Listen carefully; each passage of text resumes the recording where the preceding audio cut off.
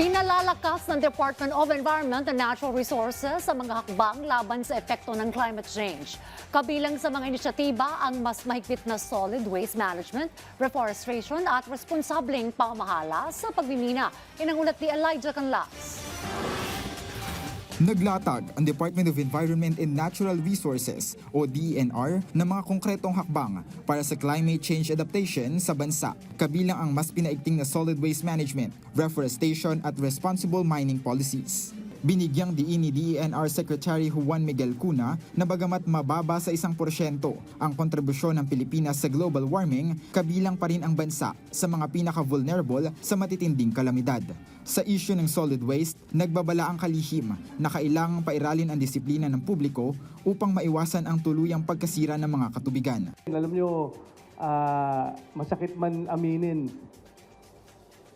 tayo po mga Pilipino sa mundo, kinikilala po mga malilinis na tao, pero nakikita po natin ng amount of litter na nakikita po natin na umaabot po sa ating mga katubigan.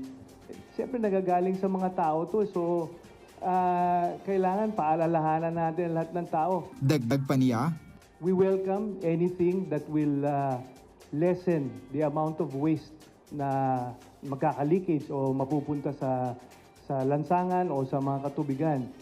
Kaya lang, ang punot dulo po is kahit ano pang material yan, kung maayos po ang pagtatapon natin, hindi po tayo magkakaproblema na hinaharap natin ngayon. kaugnay ng proteksyon sa mga high risks na komunidad, ipinaliwanag din ng kalihim na patuloy na gumagamit ang ahensya ng geohazard maps mula sa Mines and Geosciences Bureau o MGB upang gabayan ang mga lokal na pamahalaan sa ligtas na relokasyon at maagang paglikas tuwing may kalamidad.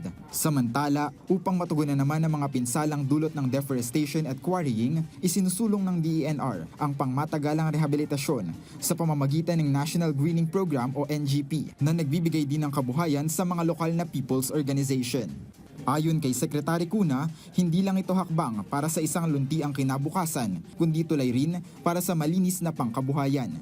Ito pong National Greening Program, hindi lang po reforestation itong proyektong ito, itong programa na ito, pero job generation din.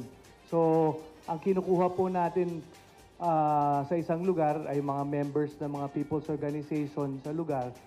Magsisimula po yan sa seedling production. So gagawa muna yung seedling, magpo-produce muna ng mga seeds, tapos siyempre magtatanim, and then may maintenance and protection po yan. So that's a 3-year program. Ang challenge namin is after the 3 years, we have to ensure na naaalagaan pa rin at namomonitor pa rin yung mga tinanim.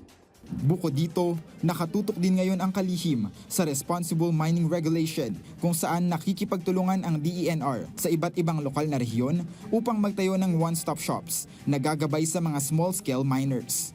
Elijah Canlas para sa Bayan.